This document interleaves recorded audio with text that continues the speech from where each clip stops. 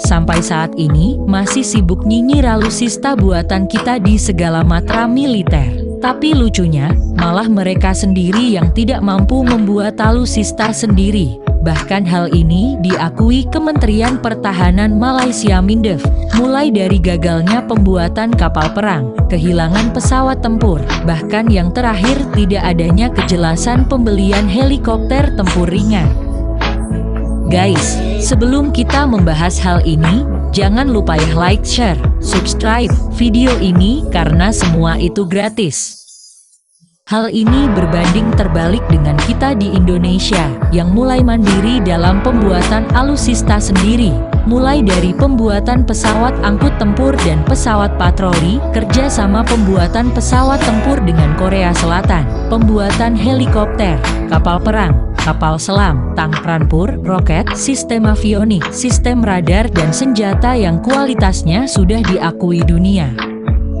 Beberapa tahun belakangan ini, Malaysia mengalami berbagai masalah dalam sistem pertahanan negara. Penyebabnya adalah skandal korupsi di tubuh militer.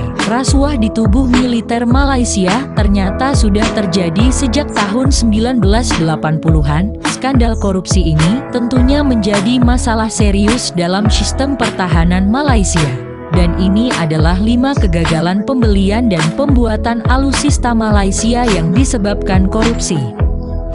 Mari kita simak bersama-sama. 1. Pembuatan Littoral Combat Ship. Malaysia telah melakukan upaya untuk memodernisasi angkatan lautnya.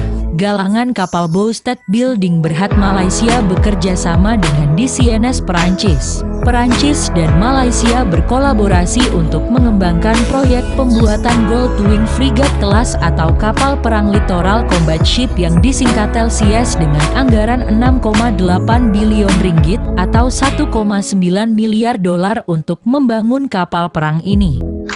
Kontrak ini sudah dimulai tahun 2011, namun proyeknya akhirnya terhenti akibat korupsi oleh mantan Perdana Menteri Najib Razak bersama kroni-kroninya. Awalnya proyek dianggarkan 1,9 miliar dolar namun akhirnya membengkak menjadi 2,8 miliar dolar. Pengerjaan yang lambat dan tidak ada progres yang berarti, bahkan peluncurannya terasa janggal. Karena kapal tidak diceburkan ke laut sebagaimana lazimnya peresmian kapal laut, dan ternyata kapalnya dikembalikan ke dok lagi. Namun informasi terbaru melalui Menteri Pertahanan Malaysia, proyek ini akan kembali dilanjutkan dan nantinya dapat dioperasikan di tahun 2025. Semoga proyek pembuatan atau pembinaan ini tidak dikorupsi lagi.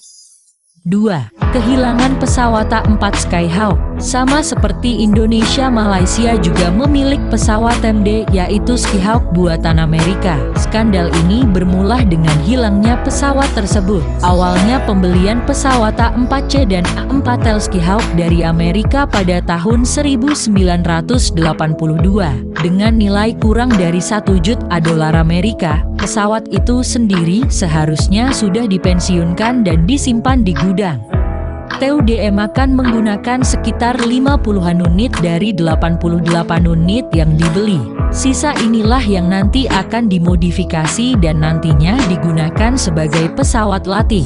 Perdana Menteri Malaysia sekaligus Menteri Pertahanan Malaysia saat itu Tun Mahathir Mohamad menerima langsung penyerahan pesawat tersebut dan pengiriman 40 unit selesai di tahun 1986. Sisanya 48 unit masih disimpan di Armat Amerika Serikat. Dan setiap tahun pemerintah Malaysia membayar sewa tempat penyimpanannya.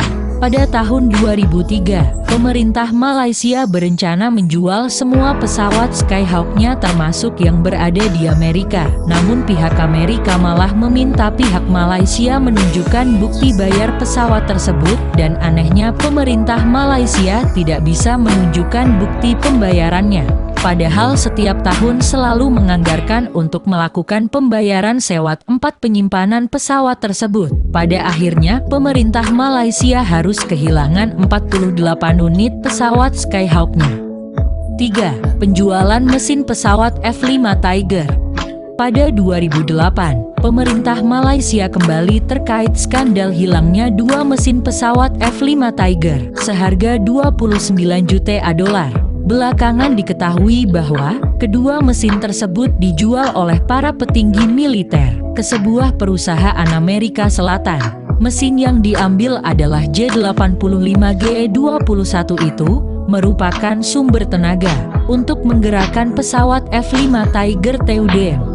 Mesin jet ini diketahui adalah milik skuadron ke-12 Scorpion yang berbasis di Butterworth, Pulau Penang. Aksi kejahatan itu dilakukan pada tahun 2007 dengan cara mengambil langsung mesin dari pangkalan militer di Kuala Lumpur. Kejadian itu terjadi selama Najib Razak menjabat sebagai Menteri Pertahanan Malaysia dalam Kabinet Abdullah Ahmad Badawi.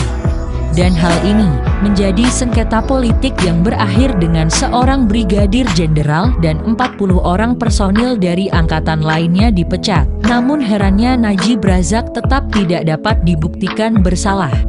4. Pembelian kapal selam Scorpion. Kisah di balik armada kapal selam Scorpion Malaysia sungguh memilukan. Mulai skandal pembunuhan, penyuapan, hingga kapal selamnya mogok, tidak bisa beroperasi. Mengutip dari media online pada tahun 2009, Malaysia sudah memiliki dua kapal selam Scorpion buatan Perancis, yaitu Tunku Abdul Rahman dan Tunku Abdul Razak. Pihak oposisi Malaysia mengklaim ada fee 540 juta ringgit yang masuk ke rekening pribadi Najib Razak yang saat itu menjabat sebagai Menteri Pertahanan Malaysia. Dengan terkuaknya skandal pembelian kapal selam yang penuh rasuah, saat itu Najib didampingi penerjemah bahasa sekaligus selingkuhannya yaitu Altantuya Saribu. Altantuya yang menjadi perwakilan Malaysia dalam negosiasi dengan pihak di CNS, mengetahui seluk-beluk korupsi Najib dalam pembelian kapal selam Scorpion. Dari awal hingga akhir, merasa diintimidasi oleh Altantuya yang menuntut Najib menikahinya dan bertanggung jawab atas kehamilannya. Altantuya nekat menyambangin Najib. Namun Najib kemudian bertindak keji dengan memerintahkan pembunuhan atas Altantuya untuk menutupi skandal yang dibuatnya. Altantuya kemudian ditembak dan tubuhnya diledakkan menggunakan C4. Namun anehnya pemerintah Malaysia terlihat terus berusaha melindungi Najib. Hal ini membuat keluarga Altantuya meradang. Pemerintah Malaysia hanya menangkapi para eksekutornya, tanpa melakukan penyelidikan atas dalang pembunuhan Altantuya, karena seperti biasa, kasus ini memiliki syarat kepentingan politik. Inilah keadilan menurut versi Malaysia. 5. Pembelian helikopter MD-350G. Komisi Anti Rasuah Malaysia SPRM telah mengetahui ada gelagat korupsi dalam pembelian helikopter tempur ringan MD-350G pada tahun 2015. Dalam kontrak tersebut, Malaysia harusnya sudah menerima 6 buah helikopter pada Juni 2017 dan sisanya pada akhir tahun 2018.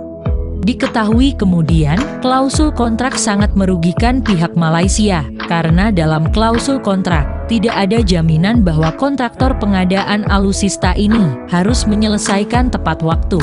Kontrak dilakukan melalui negosiasi langsung dengan kontraktor, sementara itu banyak ketentuan kontrak yang merugikan pemerintah Malaysia. Diketahui kemudian, klausul kontrak sangat merugikan pihak Malaysia, karena dalam klausul kontrak, tidak ada jaminan bahwa kontraktor pengadaan alutsista ini harus menyelesaikan tepat waktu. Kontrak dilakukan melalui negosiasi langsung dengan kontraktor, sementara itu banyak ketentuan kontrak yang merugikan pemerintah Malaysia. Salah satu isi klausul kontrak adalah persetujuan kontrak tanpa spesifikasi militer atau ketentuan dalam pembelian aset militer, sehingga McDonnell Douglas membatalkan kontraknya dengan kontraktor, dan ini sangat merugikan pihak pemerintah Malaysia.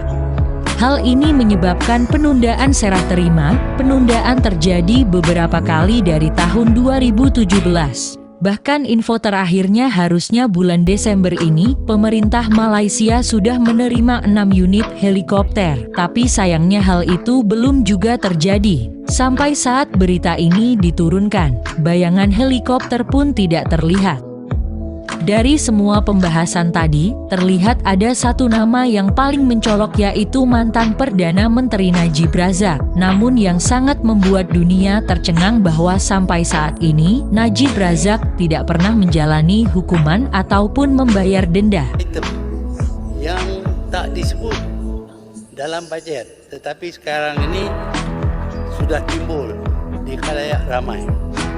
Bajet ini berkenaan dengan hadiah kepada yang berhormat bekas Perdana Menteri Tun Datuk Seri Najib Tun Razak. Dianya akan dihadiah dengan wang, dengan harta dan rumah bernilai 100 juta ringgit. Bahkan dalam rapat parlemen baru-baru ini, direncanakan akan memberikan hadiah senilai 100 juta ringgit berupa tanah dan bangunan terhadap Najib Razak. Ini memang sungguh luar biasa pemikiran para pejabat pemerintahan Malaysia. Sekorup-korupnya negara kita Indonesia, setidaknya kita selalu memberikan hukuman kepada para koruptor. Walaupun dipandang masih sangat tidak adil atas tindakan korupsinya, tapi pemerintah kita tidak pernah berencana atau terpikirkan, seperti pemerintah Malaysia yang akan memberikan penghargaan kepada koruptor senilai 100 juta ringgit atau setara dengan 348 miliar rupiah. Oke guys, sekian dulu ya pembahasan kita. Jangan lupa like, share, dan subscribe, karena semua itu gratis.